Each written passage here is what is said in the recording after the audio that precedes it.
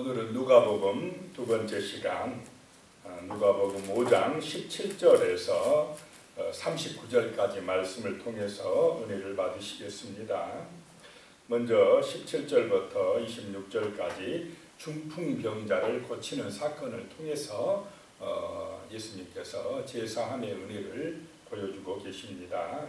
17절에요. 하루는 가르치실 때에 갈릴리의 각 마을과 유대와 예루살렘에서 온 바리새인과 율법 교사들이 앉았는데 병을 고치는 주의 능력이 예수와 함께 하더라. 하루는 예수님께서 갈릴리 각 마을에서 온 사람들을 가르치고 계실 때, 말씀을 가르치고 계실 때 그 자리에 누가 있었느냐? 바리새인과 율법 교사들이 와 있었다라고 하는 것입니다. 어디서 왔느냐? 유대와 예루살렘에서 왔다는 것입니다. 저 남쪽 멀리서 이 갈릴리에 왔는데 뭐하러 왔겠습니까? 꼬투리 잡으려고 왔습니다. 예수가 와서 굉장히 기적도 행하고 막 군중들이 많이 모이고 한다는데 한번 조사해 봐라. 조사해보고 와라 해서 예루살렘, 전 유대에서 사람들이 왔다는, 바리새인 서기관들이 왔다라고 하는 것입니다.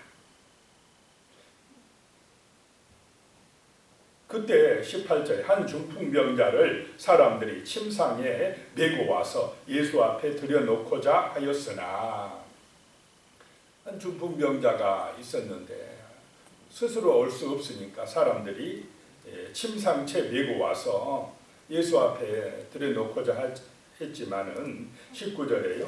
무리 때문에 메고 들어갈 길을 얻지 못한지라 지붕에 올라가 기와를 벗기고 병자를 침상채 무리 가운데로 예수 앞에 달아내리니 그랬습니다. 지붕을 뜯을 수 있는 그런 지붕이었다라고 하는 것입니다. 그러자 20절에 보면요. 예수께서 그들의 믿음을 보시고 이르시되, 그 들고 온 친구들의 믿음을 보시고 이 사람아 내 죄사함을 받았느니라 하시니 그랬습니다. 내 죄사함을 받았느니라. 자, 모든 병과 죽음과 세상의 문제는 뭐로부터 왔습니까? 죄로부터 왔습니다. 죄 때문에, 불순종 때문에 이 땅에 사망이 왔고 지금 인간에게 고통이 왔다라고 하는 것입니다. 근본적인 죄는 하나님과 인간이 단절돼 버리는 것입니다. 인간이 하나님에게서 떠나버린 것입니다. 이 중풍병의 원인이 되는 죄의 문제를 예수님이 해결하시고자 하신 것입니다. 예수님은 그 죄를 우리에게 사해 주시려 죄의 문제를 해결하러 이 땅에 오신 줄로 믿으시기 바랍니다. 그래서 그 근원적인 죄의 문제를 해결해 주시고자 하신 것입니다. 내 죄 사함을 받았느니라 라고 말씀을 하신 것입니다. 그랬더니 21절에요. 서기관과 바리새인들이 생각하여 이르되 이 신성 모독하는 자가 누구냐? 오직 하나님 외에 누가 능히 죄를 사하겠느냐? 이제 딱 걸렸다 이 말입니다. 뭔가 지금 흠을 잡으려고 왔는데 가장 큰 죄가 걸렸다는 것입니다. 하나님만이 죄를 사하는데 예수가 자기가 죄를 사한다고 한다는 것입니다. 이들은 예수 그리스도가 하나님의 아들임을 인정하지 않는 것입니다. 22절에요. 예수께서 그 생각을 아시고 대답하여 이르시되 너희 마음에 무슨 생각을 하느냐? 그들이 말로는 안 하고 생각만 했는데 그 생각을 아셨다라고 하는 것입니다. 예수님은, 하나님은 우리의 생각, 우리의 마음 중심까지도 아시는 분이신 줄로 믿으시기 바랍니다. 그래서 이 중심에서부터 온전하도록, 우리 중심에 정말로 말씀의 은혜가 임하도록, 성령의 감동이 임하도록 늘 우리는 깨어서 기도하고 사모해야 될 줄로 믿습니다. 마음속에 사랑이 있어야 되겠습니다. 마음속에 은혜가 있어야 되겠습니다. 23절에 내 제사함을 받았느니라 하는 말과 일어나 걸어가라 하는 말이 어느 것이 쉽겠느냐. 자, 인간에게는 이 두 가지가 다 필요하다는 것입니다. 죄를 사함받는 은혜, 그래서 내 영혼이 거듭나는 은혜가 필요하고, 일어나 걸어가는 은혜, 이 아픈 육신이 치료받는 은혜도 필요하다라고 하는 것입니다. 이것이 영육 간의 구원인 줄로 믿으시기 바랍니다. 예수님의 구원은 이런 전인적인 구원이다라고 하는 것입니다. 영혼의 사함받는 은혜, 영혼이 죄와 사망에서 벗어나는 은혜, 그리고 그 은혜로 육신이 강건해지는 하나님의 그 놀라운 은혜가 우리 가운데 임하시기를 축복합니다. 근데 먼저가 뭐냐? 근본적인 그 죄의 문제를 해결해 주시고 계시다는 것입니다. 24절에요. 그러나 인자가 땅에서 죄를 사하는 권세가 있는 줄을 너희로 알게 하리라 하시고, 중풍 병자에게 말씀하시되 내가 내게 이르노니 일어나 내 침상을 가지고 집으로 가라 하시네 그랬습니다. 인자가, 예수님이 죄를 사하는 권세가 있는 것을 너희로 알게 하려 함이라 라고 하는 것입니다. 하나님의 아들 예수가 우리의 죄의 문제를 해결하시는 줄로 믿으시기 바랍니다. 사람들 만나보면은 기독교나 불교나 다른 종교나 똑같지 않느냐, 착하게만 살고 선하게 살라고 그러는 것이지 근본적인 차이를 모르는 것입니다. 인간의 공덕으로, 인간의 착함으로 죄의 문제가 해결될 거라고 착각하고 있어서 그렇습니다. 우리의 죄의 문제는 십자가에서 달리신 예수 그리스도만이, 하나님의 아들 예수만이 해결할 수 있는 것인 줄로 믿으시기 바랍니다. 죽음을 이기신 예수만이, 부활의 생명을 가지신 예수만이 우리의 사망의 문제를 해결하실 수 있다. 이것이 믿어져야 제사함의 은혜가 임한다라고 하는 것입니다. 진정한 구원의 축복이 임한다는 것입니다. 예수님은 죄를 사하는 권세가 있고, 또 침상채 이제 가지고, 침상을 가지고 일어나 걸으라 라고 하는 치료의 능력이 있으신 분이다 라고 하는 것을 말씀하고 있습니다. 25절에 그 사람이 그들 앞에서 곧 일어나 그 누웠던 것을 가지고 하나님께 영광을 돌리며 자기 집으로 돌아가니, 올 때는 들려왔는데 갈 때는 걸어가더라 라고 하는 것입니다. 이게 바로 예수의 능력입니다. 하나님의 능력인 것입니다. 26절에 모든 사람이 놀라 하나님께 영광을 돌리며 심히 두려워하여 이르되 오늘 우리가 놀라운 일을 보았다 하니라. 놀라운 일입니다. 예수 믿는 것, 이것이 놀라운 일입니다. 그 다음에 27절부터 이제 보시면 네이, 세리, 네이, 마태복음을 쓴 마태의 이야기가 나오고 있습니다. 27절에요. 그 후에 예수께서 나가사 네이라 하는 세리가 세관에 앉아 있는 것을 보시고 나를 따르라 하시니, 네이라고 나오지만 마태라는 것입니다. 아마 네이 족속에 속한 사람이었는가 봅니다. 그럼 네이 족속이면 얼마나 그 경건한 족속입니까? 하나님을 잘 믿고 하나님의 성전에서 정말 일했던 그 네이 족속인 이 마태가 지금은 뭐 하고 있습니까? 세금 걷어들이는 그런 일을 하고 있습니다. 당시 이 세리는 유대 민족에게서 완전히 매국노 취급을 당하고 있었습니다. 세금을 많이 걷어들여가지고 자기 이익을 취하고 또 로마 정부에 아부하고 하니까 백성들이, 유대인들이 볼 때는 제일 악한 사람들이 누구냐? 1번이 세리입니다. 그들이 볼 때. 그러니 이 네이 사람, 네이족 속에 속한 이 마태가 세리 노릇을 하니까 아마 양심의 가책을 받고 마음이 많이 찔리고 그랬었는가 봅니다. 그러다 예수님의 소식을 듣고 소문을 듣고 다 그러지 않았겠습니까? 그러던 차에 27, 그 세리가, 이 마태가 세관에 앉아 있는데 예수님이 오시더니 나를 따르라 그랬다는 것입니다.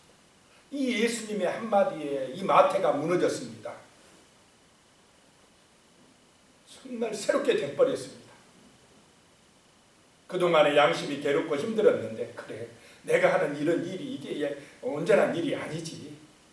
그러면서 예수를 따르게 되었다라고 하는 것입니다. 제자의 길을 가게 되었다라고 하는 것입니다. 28절에 그가 모든 것을 버리고 일어나 따르니라. 베드로와 또 야고보처럼, 안드레나 요한처럼 이제 예수를 따르는 자가 되었다는 것입니다. 그 세관에 앉아 있으니까, 세무서장이니까 엄청난 돈을 버는 사람입니까? 아닙니까? 그런데요, 돈은 많이 벌었지만은 이 마음이 괴로워서 견딜 수가 없었다라고 하는 것입니다. 돈으로 해결할 수 없는 마음의 공허함인 줄로 믿으시기 바랍니다. 사람은 영적인 문제가 해결 안 되면요, 아무리 돈이 많아도 만족할 수가 없는 것입니다. 이 세관에 앉아서 돈은 엄청나게 걸지만 자기가 하는 일에 대해서 양심이 괴로워서 견딜 수 없던 이 마태는 예수님의 부르심에 따르기로 결정을 하고 모든 것을 버리고 나갔다라고 하는 것입니다. 이것이 구원인 줄로 믿으시기 바랍니다. 구원받는 데는 물질이나 명예나 권세나 이거 다 버려야 구원받습니다. 자기 자신까지 부인해야 구원에 이른다라고 하는 것입니다. 생명의 문제, 내 목숨을 건지는 문제는 돈하고 비교할 수가 없는 줄로 믿으시기 바랍니다. 그래서 29절에 보면 네이가, 이 마태가 예수를 위하여 자기 집에서 큰 잔치를 하니 세리와 다른 사람이 많이 함께 앉아 있는지라. 너무 기뻐가지고 이 마태가 자기 집에서 큰 잔치를 열었습니다. 그런데 이 세리 마태하고 바리새인 서기관들이나 유대인들 어디 그동안 상종했겠습니까? 아니에요. 그 잔치에 온 사람들이 주로 어떤 사람들이겠습니까? 주로 세리들이고 아마 이 세리하고 가까이 했던 사람들, 그 사람들만 그 자리에 왔습니다. 그랬더니 30절에 보니까요, 바리새인과 그들의 서기관들이 그 제자, 예수님의 제자들을 비방하여 이르되 너희가 어찌하여 세리와 죄인과 함께 먹고 마시느냐 그럽니다. 바리새인 서기관들은 이 세리들과 함께 먹고 마시고도 안 했다는 거예요. 만나도 안 했습니다. 왜냐? 저 더러운 것들 하고 정죄하고 있다는 것입니다. 그랬더니 31절에 예수께서 대답하여 이르시되 건강한 자에게는 의사가 쓸데없고 병든 자에게라야 쓸데있나니 그랬습니다. 자, 아프지 않는 사람에게는 의사가 필요가 없습니다.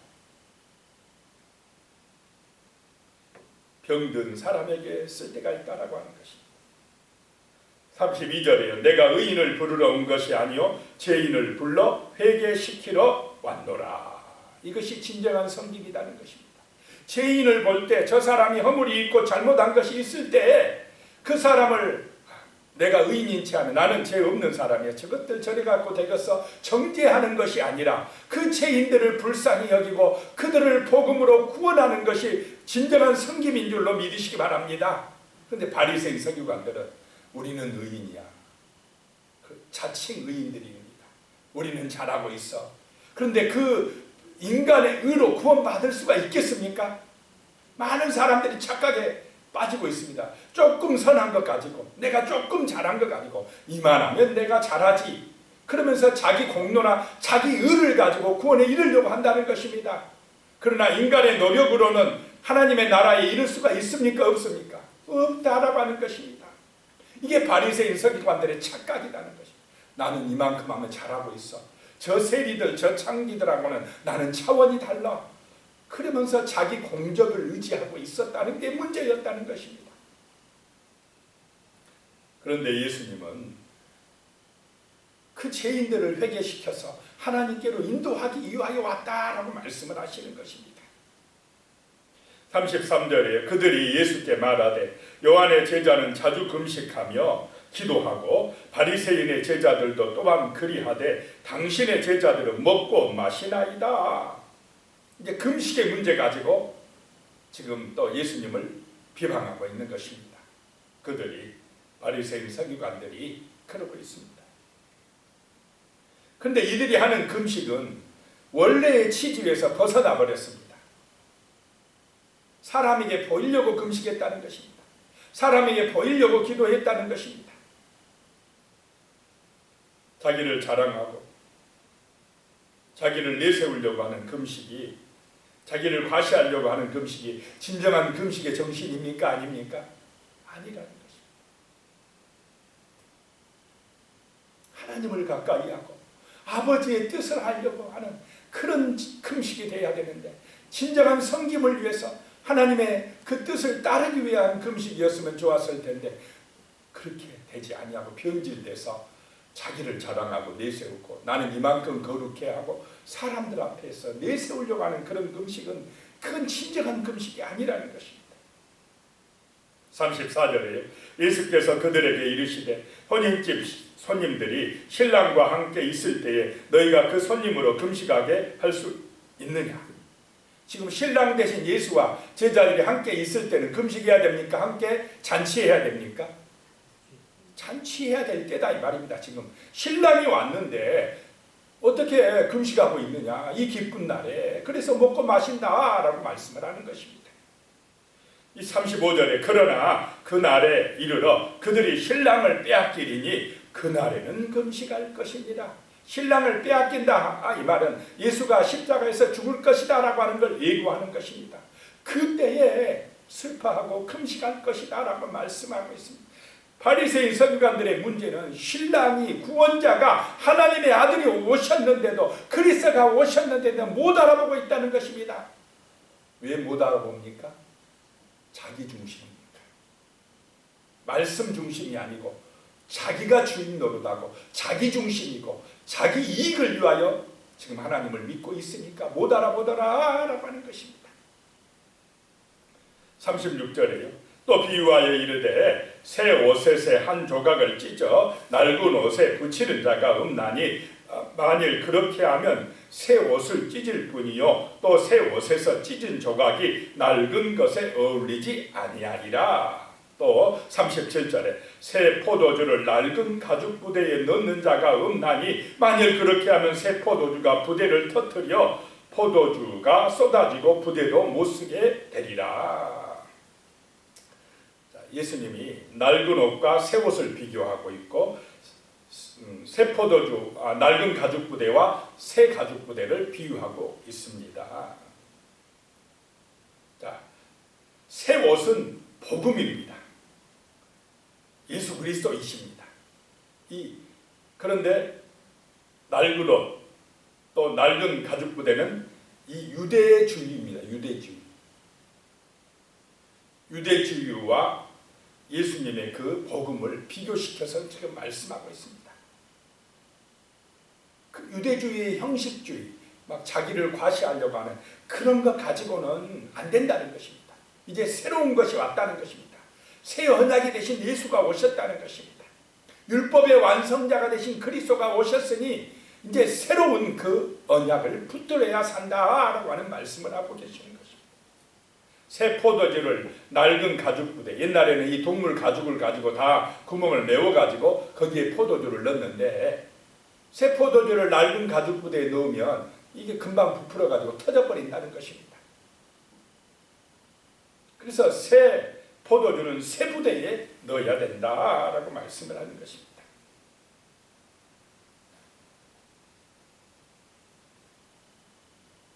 이 바리새인과 서기관들은 겉으로 드러내려고 하는 종교적인 형식주의에 빠져 있었다라고 하는 것입니다. 과시하려고 하고, 내가 이렇게 기도도 많이 해, 내가 이렇게 금식도 많이 해, 내가 이렇게 구제도 많이 해, 그러니 내 공로가 이렇게 많아서 나는 저 세리들하고 저 창기들하고 달라라고 하는 자기의 자기 중심, 자기 자랑에 빠진 이 종교적인 허울, 형식주의, 이런 것 것이 아니라 진정한 이 복음은 정말로 십자가의 은혜를 아는 것이라는 것입니다. 이 속 사람이 새롭게 되는 것이라는 것입니다. 새 사람이 되는 것이다 라고 하는 것입니다. 형식에 빠지는 게 아니고 내 중심에서 하나님의 은혜가 임하고 성령의 감동이 임하고 새로운 가치관으로 새 사람으로 변화를 받아서 정말로 예수 본받아서 겸손해지고 예수 본받아서 서로 사랑하게 되고 그렇게 살려고 몸부림을 치는 성령의 은혜를 구하고 기도하면서 정말로 이 땅 가운데서 빛과 소금이 되는 그런 아름다운 사랑의 삶을 살려고 복음의 삶을 살려고 애쓰는 것이 바로 새 부대요 새 옷이요 새로운 은혜에 참여하는 길인 줄로 믿습니다. 그것이 예수의 길이라는 것입니다. 그것이 생명의 길이라는 것입니다. 그런데 바리새인 서기관들은 어리석게도 자기들의 공로에 의지하고 있다는 것입니다. 자기들의 선행을 과시하려고 하는 어리석음에 빠져 있다는 것입니다. 자기들 스스로 이 죄의 문제를 해결할 수 있다고 하는 위인될 수 있다는 착각에 빠져 있다는 것입니다. 종교적인 형식주의에 빠져 있다는 것이 문제다라고 지적하고 있습니다. 39절에요. 묵은 포도주를 마시고 새 것을 원하는 자가 없나니 이는 묵은 것이 좋다 함이니라. 자꾸 묵은 것이 좋다 묵은 것이 좋다 하고 있다는 것입니다. 그 낡은 유대주의가 좋다 좋다 하면서 새 것이 왔는데 받아들이지 않고 있다라고 하는 말씀입니다. 오늘 말씀 정말 마음에 새기는 은혜가 임하시길 바랍니다.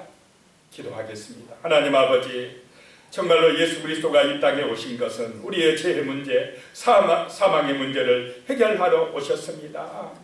정말로 우리의 모든 죄와 허물을 십자가에서 보혈의 피를 흘려주심으로 사해 주시고 우리의 영혼을 새롭게 해주셨습니다. 우리의 생명을 구원하여 주셨습니다. 그리고 이 땅에서 우리의 육신이 아플 때, 육신의 문제가 있을 때 또 육신의 문제로 해결하시고 치료하시려고 전인적인 구원을 하시려고 이 땅에 오시었습니다. 하나님 아버지, 주 예수가 구원자요 정말로 우리의 그리스도임을 진실로 믿는 그 심령의 변화, 새로워지는 은혜가 우리에게 임하게 하여 주시옵소서. 아버지 하나님이여 새 옷을 또 입고 아버지 하나님이여 새 가죽 부대에 당기는 그런 새로운 은혜, 복음의 은혜가 임하여서 참으로 그리스도의 향기를 바라며 주님의 영광을 나타낼 수 있도록 도와주시옵소서. 예수님의 이름으로 기도드리오며 이제는 우리 주 예수 그리스도의 은혜와 하나님 아버지의 무한하신 사랑과 성령님의 교통하시고 함께하시는 은혜가 영원히 함께하시기를 축원하옵나이다. 아멘.